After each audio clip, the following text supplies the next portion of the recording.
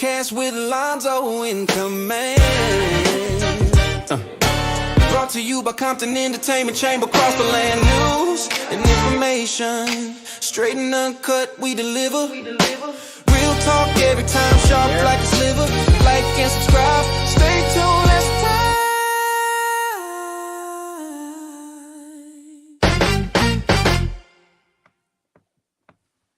Good afternoon, everybody. There you go.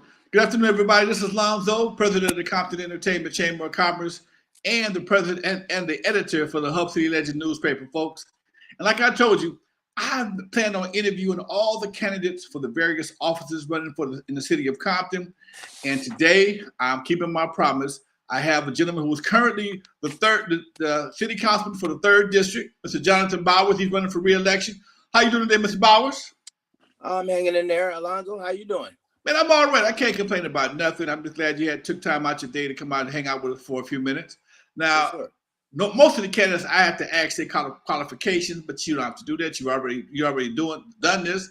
This is your 3rd year, and basically, what I want to ask you is, and what we want to know is, what do you have planned for the 3rd district, and what have you done for people to support you for the re-election?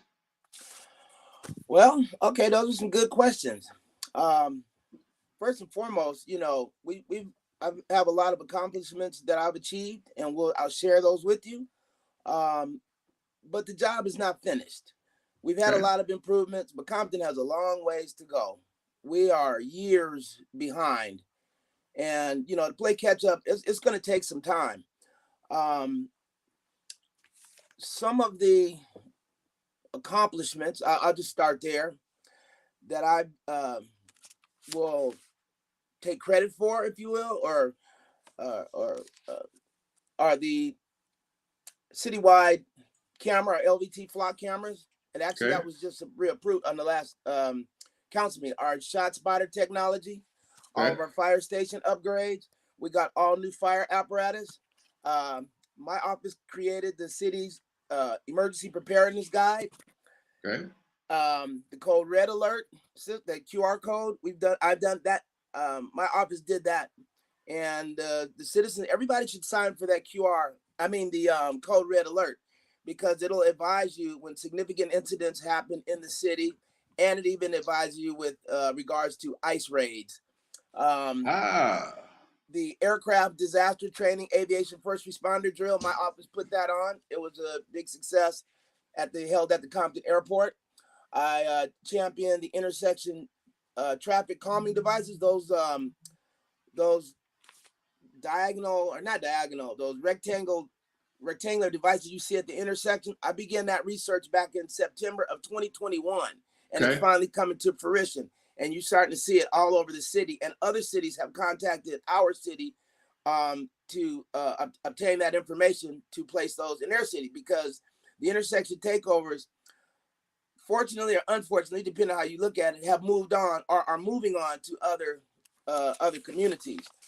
I championed the permit ordinance for street vendors. The partnership is called Path to Permit Ordinance. That would make it basically streamline them to have their permits, and then so code enforcement rolls up on them or whatever, they're good to go, versus being an illegal vendor. Also, I championed the ordinance for the street race and street takeovers that would allow us to confiscate your car. That is officially in the books now, and my office did that itself. That's on the books now. I created a strategic plan for the city of Compton that encompasses everything in the city. So with regards to going back to what you said about the 3rd district, it's not just the 3rd district, but it covers pretty much every topic you can think of in the city. And it's a roadmap that will guide us for the next 5 to 10 years. It is a living document, so it can be amended or changed or what have you. But it is a roadmap, and I have never seen a strategic plan for this city. So that is monumental in my mind. When you say strategic plan, exactly, break that down, exactly what that is. It's called Engineering Our Future. Okay. The strategic plan, again, it covers every aspect of direction or operations, if you will, in the city from, and I'll just use an example. I'll use one example. So it strives to hire the best people, the best people, ensure that they're qualified, give our employees the tools to succeed and to elevate themselves, through promotions and et cetera, et cetera. But we need to give the employees the tools for that. I'll use the fire department as another example. As we go into the future, things change. It doesn't stay the same for emergency operations, or the fire department doesn't just put out fires. They're what's known as an all-risk organization. So it could be a fire, it could be a natural disaster, or whatever. The fire department is going to be there, and we have to change with the times. We have things like active shooters now. You might be in the grocery store shopping and they come in and let it off. We have to be prepared for those things. Now, with our current federal administration, we have to be concerned, a lot more concerned, if you will, about terrorism and what have you. What does that look like? What does terrorism look like? Is it a mass shootings? Is it a dirty bomb? What does that look like? And we have to elevate ourselves or go with what we're presented with, in the future. We also have to look at things like the climate change. That stuff is real. We have to look at our air quality. Where Compton is situated, we're situated around the major highways. We're near the port. The port has they have a plan or requirement now. They're going to eliminate all diesel engines by, in the next couple of years or what have you. Okay. Because that air affects us. It's just like with the street takeovers, when they're spinning their wheels and that burning rubber, it comes into your homes and what have you. It's a carcinogen. It's a pollutant. And all of that comes under this umbrella. How do we control or keep our air clean, if you will? How do we establish that or attack that? Also, community development or urban development, that's addressed in the strategic plan. Just case in point, what's going to sustain the city for the next 10 years? It can't just be property taxes. We need to bring retail in here. We need to bring restaurants. We need to look at annexing our unincorporated areas, primarily the industrial areas that are located, south of University, between University and Del Amo and Wilmington and Santa Fe. That's a lot of unincorporated area. That's a lot of money there. And if Compton could capture that, that would be huge for our city. That would be revenue that would last long after we're gone. Who would determine that? How would that come about? Would that be something that the county had to approve, or you just go and get it? Pull the Trump on them? So there's an organization called LAFCO, the Los Angeles Formation Commission of LA County. Okay. You meet. That's the organization that would help you to make this happen, if you will, because there's a lot of steps that you have to go through. But one of the drawbacks for Compton, one thing that's potentially prohibiting us is our service delivery in many areas. So Compton is grossly understaffed, and we're still working on bringing our staff up. So we have to be able to deliver fire rescue protection, public works, building and safety, et cetera, et cetera. Those are important, and we have to get a handle on those departments. We have to be efficient, because it's just not going to work. It won't happen unless those departments are in order. If I may continue on, go ahead. I'll get back to that in a second. Go ahead. I did the research and the purchasing. We have translation equipment for not just English and Spanish, but it's for several languages. I had the AEDs and Stop the Bleed kit installed at City Hall, council chambers, and at our parks. And the AED is an automatic or automated external defibrillator. Stop the Bleed kits they're mandated now. And that came about because of active shooters and what have you, and people are bleeding, and the staff or whatever, they just didn't know what to do or didn't have the tools to help control that bleeding on the patient. Let me just go through. Oh, so the revival of the Compton Golf Course, that's under consideration. We're kind of dragging our feet on it, and there's a vendor that's ready to go and has a good rendition, and it's actually they want to call it the Compton Country Club. Okay. That's another thing we're working on. I was instrumental in reestablishing the multi-city prostitution or human trafficking task force, working with RDS here in Compton. RDS is Restoration Diversion Services. Okay. And it's actually been very effective. It hasn't eliminated the human trafficking, but we're getting there. And so it'll take several components to actually eliminate that via using the cameras, law enforcement, the community, and the city. Everybody has to play a role in this, or play a part in dealing with this. These girls, they're not out there, because they want to do that. There's a lot behind that on why those girls are out in the street, girls and boys, but why they're out in those streets. And people say you should just arrest them and throw them in jail, but that's not the answer. Number one, even if you put them in jail, somebody's got to pay for it. When they get out of jail, what are they going to do? That's, for some of those girls, that's the only thing they know to do, is to sell themselves. But there's some good programs that have come to fruition because of that. And one of them is a great program that Compton College has, is where if those girls want to get in school and get off the streets, Compton College will accommodate them with housing, et cetera, et cetera. The door is open right now as we speak. Compton College actually patrols the boulevard as well. When they encounter those girls, it's not to threaten them, it's to offer them assistance and services. And that's what we need to do, offer them alternatives versus scolding them, if you will. A lot of those girls, they're forced to be out there. They have some really emotional or moving histories as to how they wound up on those streets. It's just unbelievable, some of them. And I'll just continue on. The council is required to do ongoing mandatory training, and I'm gonna take credit for that as well. When the state auditors came out, they said, what are some of the problems that you see? I said, the council is not trained. And training is ongoing as things change. They just don't remain the same. Compton has been stuck in this abyss for the last 40 years. And it's past time to come out of this. The world changes.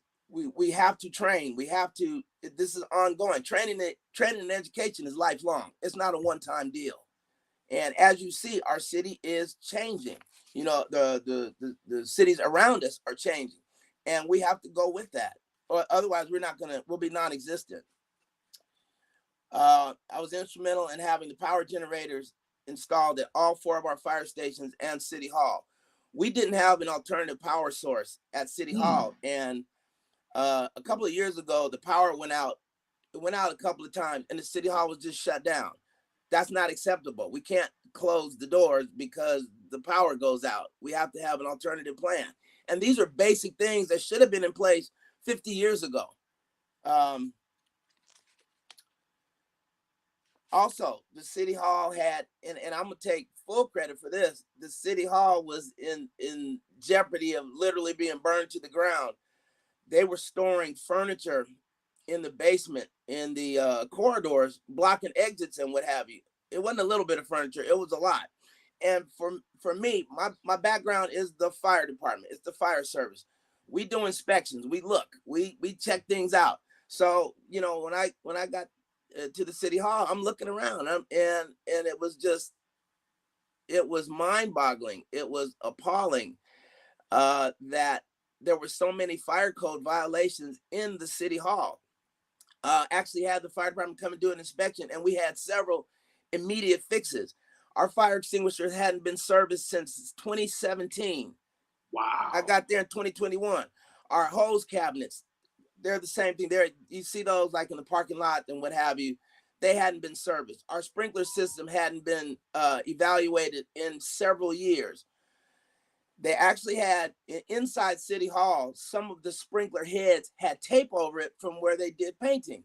Well, if a fire breaks out, they may not discharge in time, because they are activated based on temperature. So if the tape is over it, the fire is going to grow, and it may get to the point where the sprinklers can't handle it. So there were several things in the City Hall, and I actually did a presentation at the council meeting and showed that and expressed or exposed that, and it has been fixed now. The Wilmington project renovation is pretty much complete. So Wilmington is done. There's a few other things that need to be done on Wilmington, but it's actually kind of weird to drive down Wilmington and your car's not bouncing all over the road now. The Artesia Bridge restoration, the city council, we went to Sacramento to get that money and got the bridge back in service. I championed an additional $20 million towards street infrastructure and infrastructure revitalization. I did the Coyote education for our residents, restored some key committees, public safety, beautification, and created the Olympic Development Commission. I was instrumental in having the PACE water program brought to Compton. Those are the entity that will pay your water bill, because like during COVID, a lot of people got behind and they weren't able to pay their bills. So some people's water bills were $1,000 or $2,000, and PACE paid those bills for them, and they're still available. They do pay for utilities, but during that period, water was a big issue here. You see now our tree with respect to the 3rd district. We're getting ahead on trimming the trees, but it's throughout the city. But you really notice it in the 3rd district as well. They're trimming trees, and they've cut down some trees. And they've cut down several trees, and people have contacted my office and said, well, why are they cutting down the trees? Well, the trees are messing up the streets and the sidewalks, and they're at risk of toppling. So they had to be removed. They are paving streets. We still have a long ways to go with street pavement. Compton has about 175 miles of streets that hadn't been addressed in probably 30 years. So we put a dent in it, but it's still a long ways to go, Lonzo. This is going to take some time to get all these streets squared away. I'm serving on several boards and commissions, like the California League of Cities. I'm the City of Compton's voting delegate for the state of California, which addresses our important legislative issues that come down from the top. And just on that note, let me just kind of circle back. So the council member, we're a legislative body. We don't go out and fill potholes and so on and so forth. That's done through the city manager. Okay. The city council is a legislative body, and we're supposed to create policies, rules, regulations, codes, and ordinances. That's the council's job. You see here in Compton, there's a lot of events that are put on, and that's good and bad. Number one, I am not events oriented because I spend a lot of time in the books. So I can do things like write the ordinances, or champion ordinances like the street takeover, street racing ordinance.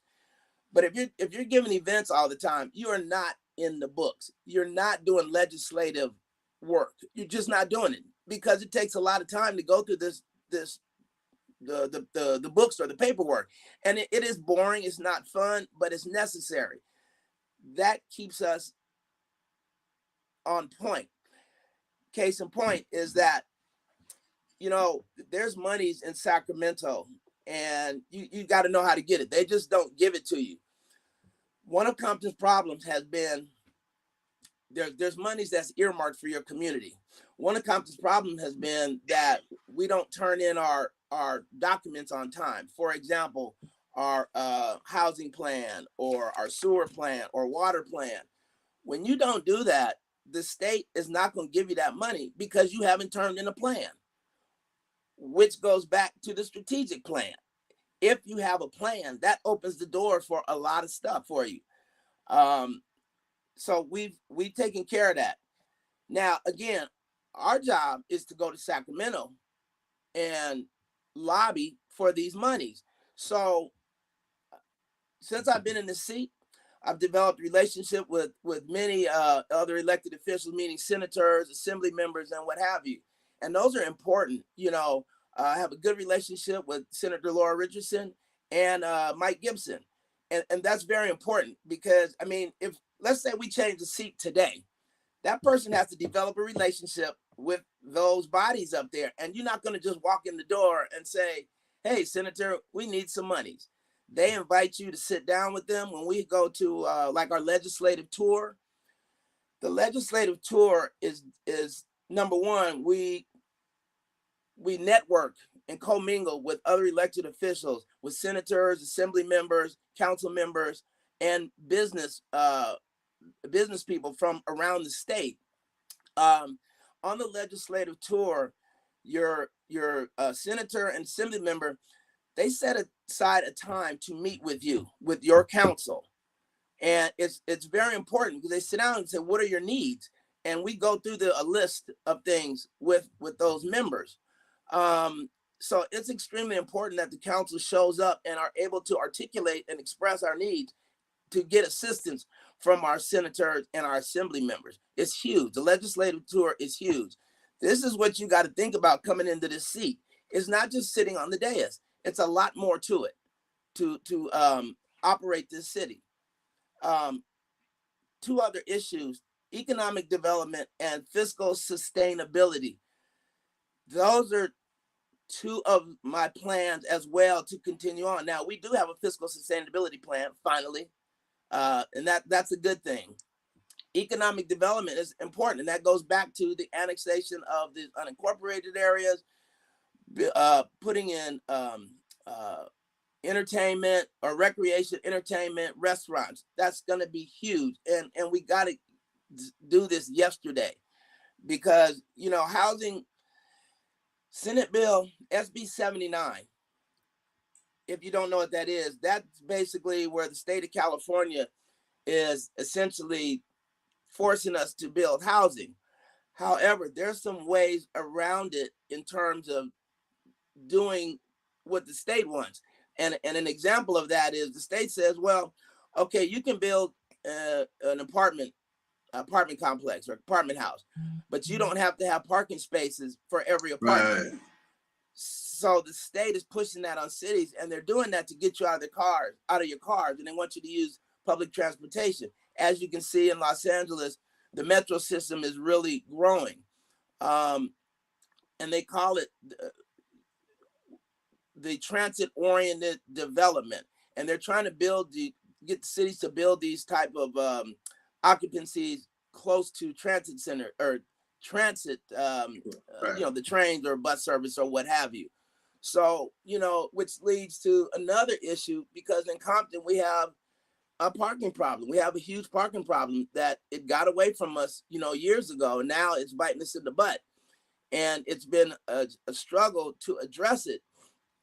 You have the situation in Richland Farms where staff initiated the permit parking. It didn't go before the council.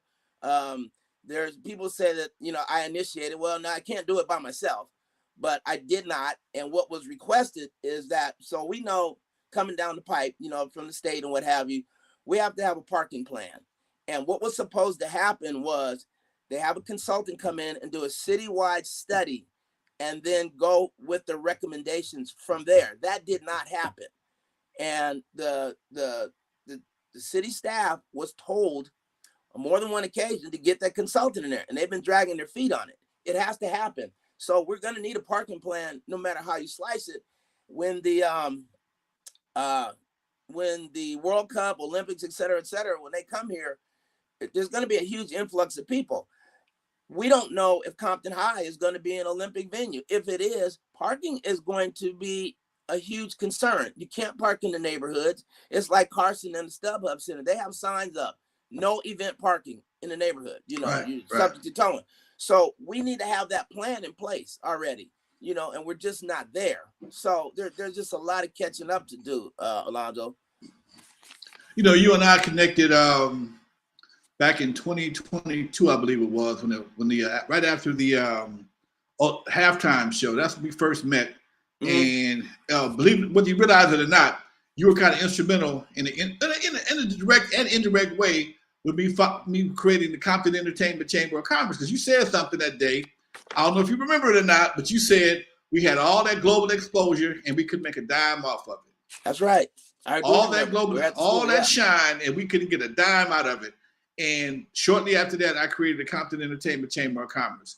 And it still amazes me that for whatever reason, Compton's not embracing one of its biggest assets, and that's his entertainment sports base, global base. We got the baddest people in the world come out of Compton, and there is very little ways of acknowledging that and getting people to come to Compton and spend money to show what Compton is giving to the world. And I'm determined if the city council's help to make that happen one way or another. That's one of my goals in life, and I thank you for put me on that path to make this happen. Let me say this, Lonzo. So in the 3rd district, there's some development going on. You know, we have the townhomes coming up over on. They're almost completed on Compton Boulevard and Kemp. You know, okay. They're nice. Good people are moving in.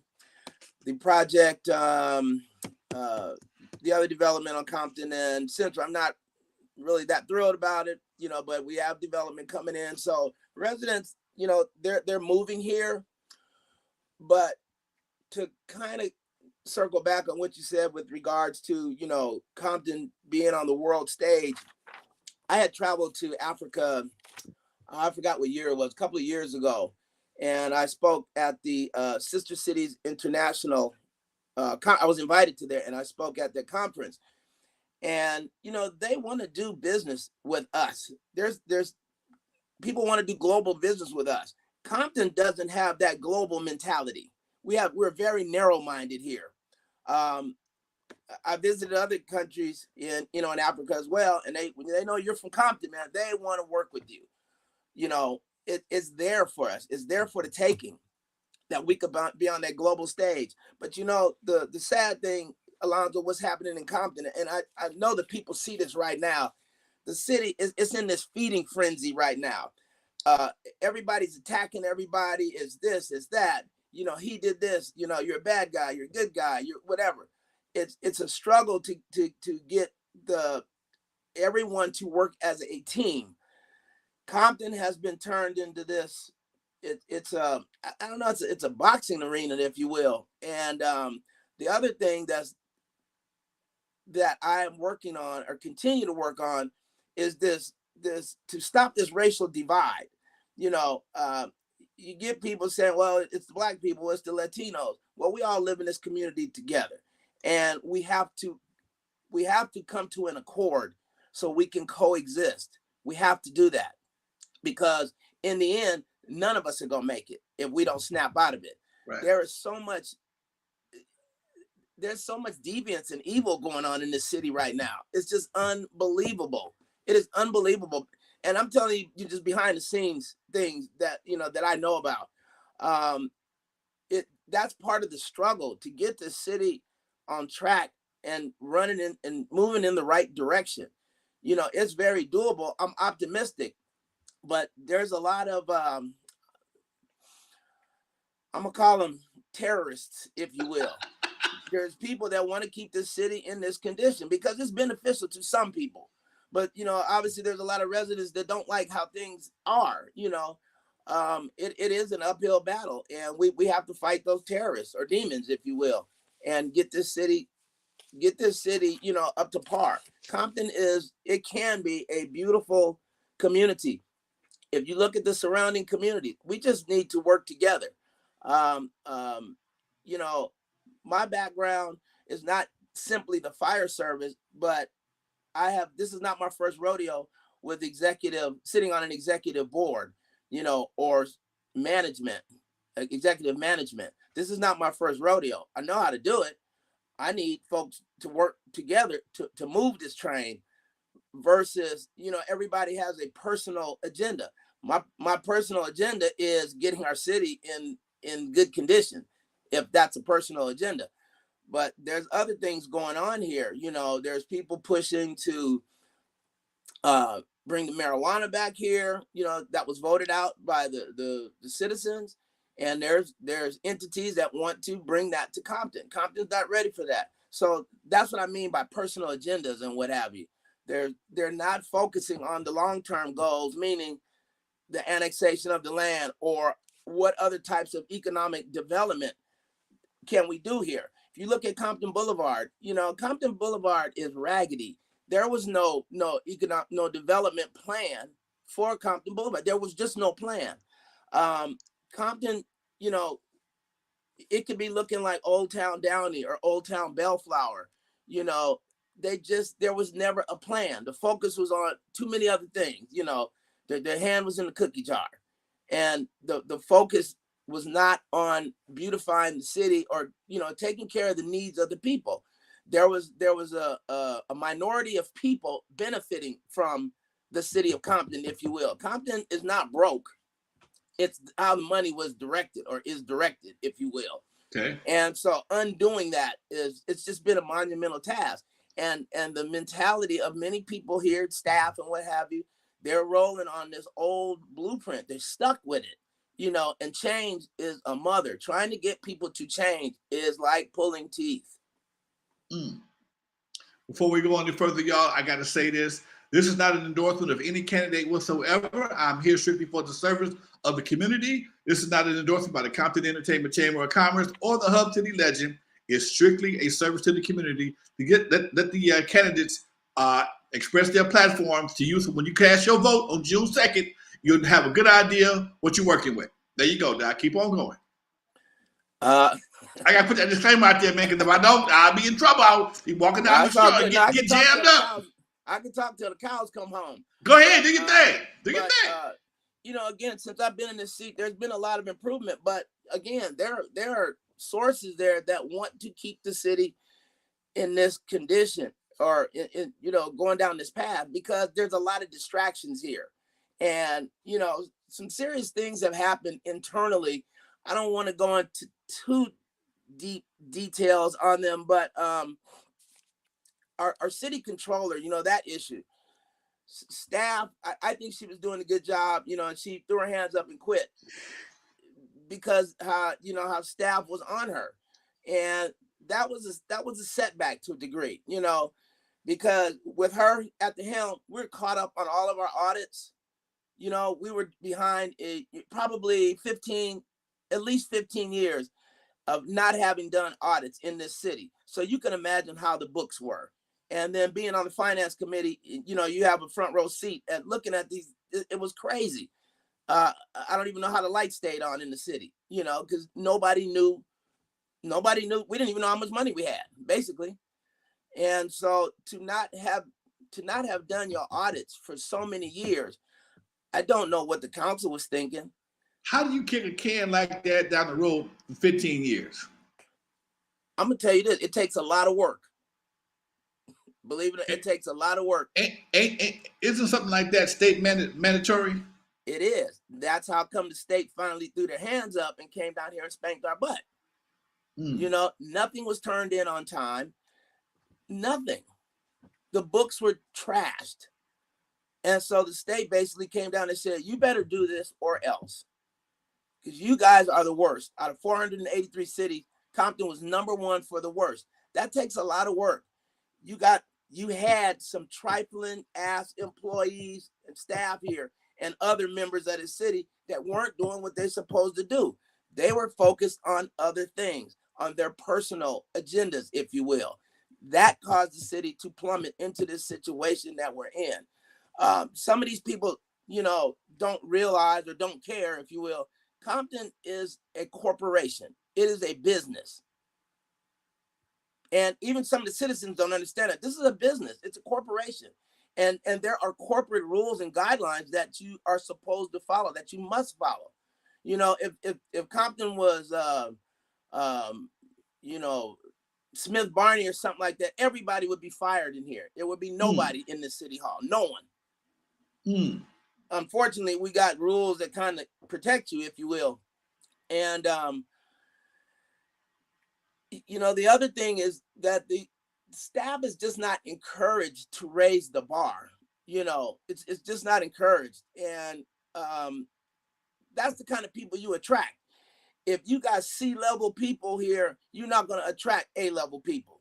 So there's people that have come here and quit. They get hired and they throw their hands up and they quit right away. They don't even stay. They go, "No, I'm not fooling with this mess." And you got to want to raise the bar. Is it easy? Not always. No, it takes work. It takes work. You shouldn't be getting paid for sitting on your butt, if you will. You should embrace training, education, and so on. You should embrace that, especially if this city is investing in you, to bring you up, to raise that bar, to give you, increase your knowledge, your training, and education. You should embrace that and take advantage of it. Now, on the flip side, the city wasn't pushing that so much, but it has improved quite a bit. It's just like going to, I'll use this as an example. I'll go back to the fire department. Going to paramedic school, the city pays for your education. They pay that tuition, and they pay you while you go to school. So you should do everything you can to pass that course, because the citizens essentially are investing in you to come out and work for them and provide that service for them. It's the same mentality. That this is the same way we should think with every department, be it building and safety, public works, parks and recs, whatever it is. We should use the same mentality for that. This is serving the people, and we have to have that training and whatnot to serve them appropriately and give them quality services, period. And the other thing is education. The unfortunate side is I'll use the council as an example. You can be a senator, a congressman, a council member, assembly member. All you have to be is 18 and a U.S. citizen. I personally think you should have to have a degree at minimum. That's my opinion. And saying that you have a degree, I'm not saying that makes you the smartest person in the world, the sharpest tool in the box. But one of the things, when you obtain a degree, especially like your bachelor's degree, it shows that you are committed. It shows that you have followed the rules, the guidelines. You have dedicated yourself, because it is a lot of work submitting your papers and things like that. They have to be written in a certain style, which typically we use here is called APA style. And it's very detailed how that paper has to be submitted or turned in with references, how many words it has to be, et cetera, et cetera, et cetera. There's a lot of rules that apply, and when you pass that, when you're successful, it shows that you followed those instructions, that you were committed, because that part is not fun either. Doing papers, term papers, if you will, it's not fun. It's very detailed. It's very grueling. Oftentimes you're up late at night and what have you, and they want it turned in by a certain time, and you better do it or you're going to fail that assignment. So and it shows that you know how to research and what have you, because you have to do a lot of research. I do a lot of research here for the city, and before taking a step, I'm not just shooting from the hip. I'm looking at the history of the city, the future of the city, where the city currently is. I research things from surrounding communities or throughout the country that we could potentially bring to Compton. It's a lot of work. It is a lot of work. It's not a popularity contest. It's work, and trying to solve a lot of problems that have festered for years. It's a monster, Lonzo. But I'm up for that challenge. And personally, I don't think anyone's gonna come here and do better than I can. I've made a lot of headway, and I want to continue on. And put my money where my mouth is. All right, now I'm gonna ask you this question right here, and I'm gonna let you go after this one right here. When you get, I'm gonna give it to you, just on the strength. When you get reelected, your first 100 days, what are you gonna continue, or what are you gonna start? Well, I'm continue getting these streets taken care of. That's one of the main things, getting these streets taken care of. Getting our public safety improved, if you will, i.e., not just police and fire, but again, public works, building and safety. Building and safety is really under my radar right now, because it needs overhaul. It needs massive overhaul. We're losing millions of dollars potentially because people don't want to do business with Compton, which is hindering our development here in Compton, because they don't want to deal with our building and safety department. They're going to other communities. So that's high up on the list. And just a plan to speed up, to accelerate the development of our downtown area. We don't have to tear the whole city down, but to put a plan in place to beautify the city, because we got to do this quick now. We're under the gun, so those are three of the things. And continue with our financial or fiscal sustainability, and really put things in place to add to that.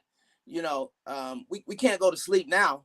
This is a crucial time, and again, the cleanliness of the city, to just to enhance the cleanliness of our city. Oh, I know what it was.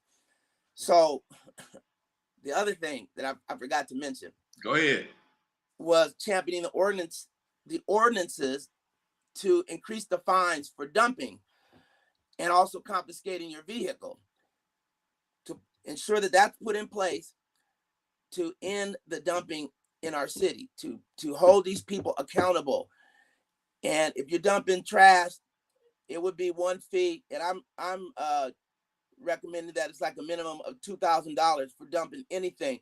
But if you're dumping hazardous materials, like often see people have buckets of oil they just put on the curbside, that would be a minimum of $5,000, because it's hazardous material. So those are some of the things I want to see in place, and adhere to, or enforced, if you will, and so people will stop using Compton as a dumping ground. Period. It's almost like Compton has no rules, because we've been very poor at enforcement of our municipal code and what have you. There's some improvement now, yes. Parking enforcement has improved quite a bit, and the goal with them is to have it 24 hours.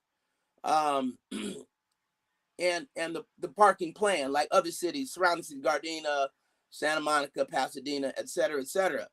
But, excuse me, by not having these plans, it allows things like the prostitution, because we have not updated or upgraded our systems, if you will. In the city of Long Beach, if you just cross over Greenleaf, they have no loitering on their poles and things. So you can't stand out there. If you stand out there, the cops can roll up on you, Compton should have had that plan in play a long, long, long, long time ago, or changing like signage and stuff, no stopping from whatever to whatever, or painting the curb red, or no right turns after 6 p.m., et cetera, et cetera. We should be planning. That's ongoing. This is ongoing. It's not, Compton has been reactionary. We see these problems, and the people come to the council meeting and they're pounding on the podium. You need to do something. But if we're planning is ongoing. We can stay on top of these things. Okay. Now, that's one thing I have to say to the people who watch this video. When you go to city council and say that city council votes on something, I'm gonna have to ask you this question. I already know the answer, but how long does it actually take for something to take place and actually go into effect? Somebody says, you know what, I got a problem with X, Y, and Z. The council agrees on it. Well, they had to put it on the agenda, come back and agree upon it, right? There's a process. Well, okay, so depending on the item, depending on what the item is, it has to go through a lot of steps. So it goes through our legal, it goes through the controller, it goes through the city clerk, it goes through the city manager. Everybody has to have a stamp of approval on it to get, when they put that on the agenda. So let's see, the item like, what recently passed, the funding, we funded the flock cameras, or the LBTM flock cameras. Okay. That was 1 or 2 meetings ago. So that should start taking place within the next 30 to 60 days. Okay. That's the start. Actually, it's already started. They do have some cameras up. Okay. So this is funding for the additional cameras. So that should be in the next 30 days or so. You should see them throughout the city, and more locations. All right. Now, when did that process start originally? Oh my God, I don't know the exact time. Was it last year? But yeah, I would say last year. It was last year. Yes. So we're already in the April. So if it started in February, say if it started in November, that's 6 months minimum. It's probably been more than 6 months. Okay, I'm just saying. So on an average, something like that may take anywhere from 5 to 6 months. And that's relatively small, I would think. Not very small, but it's not like you got to go get a contractor to draw the plans for a street, redesign the street or something like that. But so, go ahead.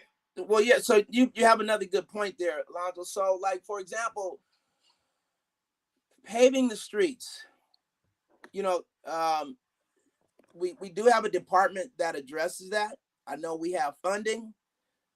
We don't have to redesign the streets. The streets are assessed, based on several factors. So you don't have to reinvent the wheel. I think it should be moving faster.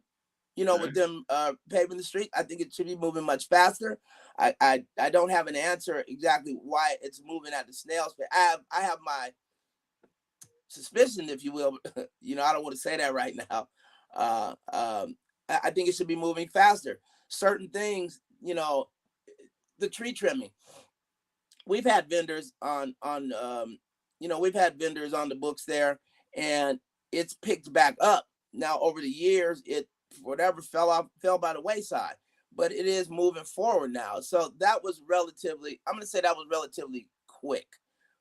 It's probably in that 5 month frame. So now you see them actively moving forward. So kind of depending on whatever that item is, would essentially determine the how it moves. Okay. Some things move faster than others. Okay. All right. Before we close out, I'm going to give you your closing statement.